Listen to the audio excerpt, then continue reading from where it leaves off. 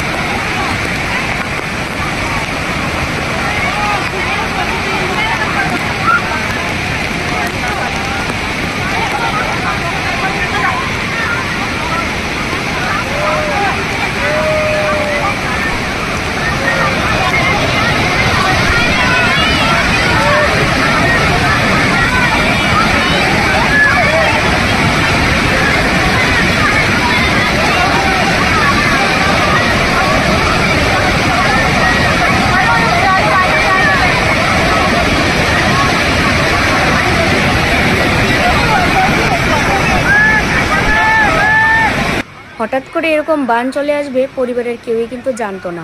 সবাই সবার মতো ঘুরছিল ফিরছিল, কিন্তু হঠাৎ করে এত বিপদ। পাহাড়ি জায়গাগুলো না ঠিক এরকম হয়।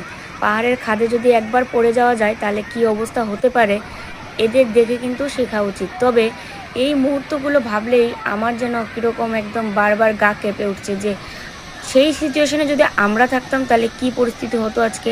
চোখের সামনে দেখতে পাচ্ছে যে এত বিপদ, হয়তো বাঁচবো না। দেখো কুলের মধ্যে একটা ছোট্ট বাচ্চা আছে, তারপরে সাথেও আরও বাচ্চা রয়েছে। একটা শুধুমাত্র পুরুষ মানুষ, দুটো পুরুষ মানুষ, সাথে মহিলা কতগুলো মানুষ। আর একদম মাঝ বরাবর দাঁড়িয়ে আছে, যে দেখো কোলের মধ্যে একটা ছোট্ট বাচ্চা। মানে এগুলো দেখলে এত খারাপ লাগছে যে আমরা যদি সেই সময় থাকতাম তাহলে কি পরিস্থিতি হতো। আর একেবারে মাঝখানে দাঁড়িয়েছিল জলের ব্যাগ, মানে সময় যত যাচ্ছে বাড়ছিল, সময় যত যাচ্ছে তত বাড়ছিল।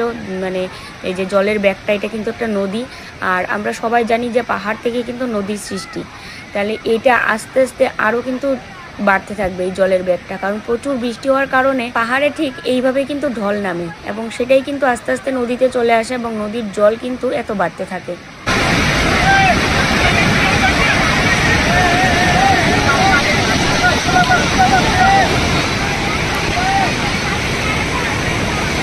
कोई भी बहुत तकलीफ होगी।